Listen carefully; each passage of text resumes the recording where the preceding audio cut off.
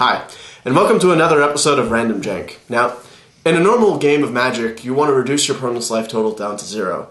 But that's what everybody does. Me, I like building decks that have alternate win conditions, and today I'm going to show you one of those decks. And it starts off with a 5 mana cost artifact called Door to Nothingness. Essentially, it comes into play tapped. In order to be able to actually win the game, especially if it's a one-on-one game, mind you, you need to be able to tap for 2 of every single color and it to win. It's a major pain. Most people don't even bother trying it, but like I said, I love building decks like this. So we're going to show you a little bit of ways to help you win with a Door to Nothingness deck. Starts off with a rare from Return to Ravnica. It's Chromatic Lantern. It's a 3-drop artifact, but itself, and then as soon as it comes out, all of your other lands can tap for any mana whatsoever. So you don't have to worry about mana fixing anymore. Now my downside is that I only own 2. I want the full 4, because it's going to be able to help out with consistency. Now, if you have a Door to Nothingness, you want to be able to survive until you can actually trigger Door to Nothingness. And what I did was I have an assorted amount of walls to be able to stop your opponent's attacks from coming in. Specifically, Fog Bank. Again, I'm short 1. It's no big deal. It's a flying wall, and any damage that's dealt to it in the combat phase gets negated completely. So any big creatures that your opponents have, they pretty much just sit there and do nothing. Now, just having Door to Nothingness isn't enough. Like, if you only have the 1 win condition and it's so specified, it's going to be kind of hard to bring it out. So I have a sub-theme in this deck, and it's milling. And anybody who's never milled before, it's essentially taking the top card of your deck and putting it into the graveyard through various effects. Now, to be able to keep up with the wall theme, I have Trollkeeper. It's a common from Return to Ravnica. You tap 2 and a blue and itself, and your opponent mills based on the number of walls you have. And now you know why I have a bunch of walls. Because this is kind of a troll deck, I figured this deck would be kind of incomplete without actually having a troll. And that's what that wall is there for, Trestle Troll. It has reach, so it's going to be able to stop your opponent's flyers. It's a 1/4, so it can actually survive through a lot of the big burn spells that are in Standard right now.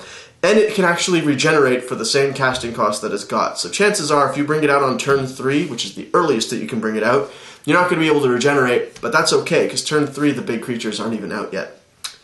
Now, you want to be able to get to 10 mana in a relatively consistent way, and you can't always rely on just your land drops. So, I have 2 things to help out with that. 4 Gatecreeper Vines. It's a 0/2 defender, but as soon as it comes into play, you search your library for any basic land and put it into your hand.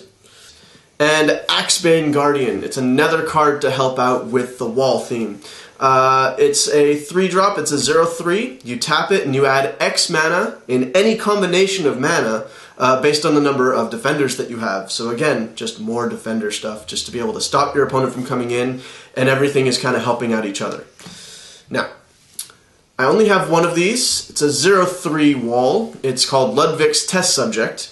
If you don't have the Door to Nothingness, or you're not seeing a lot of mill cards, this card's going to be able to help you actually get your opponent down from 20 to 0. You put counters on it every time you pay 1 and 1 blue. When it has 5 counters, it flips to be a 13/13 Trampler. That's kind of hard for any deck to be able to deal with. And finally, 2 clones.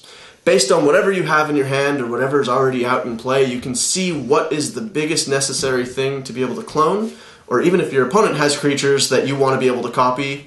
Especially good with Geist of Sainttraft, because since it can't technically be targeted, but cloning does not count as targeting, Geist dies. So you've seen what a deck with walls in it can do. Stops your opponent, which is always a good thing. We have enough things in there to be able to help out getting Door to Nothingness to the 10 mana that you need. On the other hand, walls and Door to Nothingness aren't the most consistent thing in the world, and with Trollkeeper in there, we have a sub-theme of mill. So I wanted to include a few more cards that actually helped out with that sub-theme. So I'm going to start off with Mindstreaker. It's a 1/1 flyer, comes out for 2 total, and you can tap 2 of anything to mill your opponent for 1, and it gets X based on whatever the casting cost of the card that got milled is. So Mindstreaker can actually get pretty big, pretty fast with the amount of mana that we have in this deck. I have 2 Mind Sculpts, but actually those are 2 cards that are going to be replaced with the chalices that I showed you earlier, just because it's an alright card, but it's just straight up mill is never a good idea. You want something else that's a little bit more substantial to be added to that. 3 increasing confusions. I know I just mentioned straight up mill is a bad idea, but since it's an X spell, and we have a lot of mana being ramped up in this deck, being able to mill your opponent down from 60 to 0 is actually not that hard to do. Plus, the flashback cost is the same, and you double the amount of mill with the same amount of mana. Finally, I included Jace Memory Adept as a one-of. Basically, you cast that, and if you have need of card advantage, you can actually use its +1 to get your card draw out of it. But the main thing we're going to be using it for is the 0, because it mills your opponent 10 automatically. Now, before I end this video, I'm just going to do a quick show of what mana I have. There's a few basic lands. Tried to include all the dual lands for the colors that we're using in terms of we have a lot of blue-black, we have a lot of blue-green, we have some green-blue in there. Those are the main things that we have. Plus we have the chromatic lanterns in there to be able to tap for everything else. Same thing with the Axebane Guardians. So, I hope you enjoyed this latest alternate win condition deck, and if you have the opportunity to try it out at your local F&M, feel free. If you like this video, be sure to like it, subscribe if you like the videos that you've seen up to now, and if you have anything that you'd like me to do a video on, be sure to leave a comment and let me know. I'll see you next Friday. So today we're actually going to go on a little bit of a time warp journey and talk about the cards that I actually used to build decks with way back in high school when I would actually play games for fun. I brought up the concept of life gain not necessarily being a solid concept to just build a deck around. The thing is, this is random jank.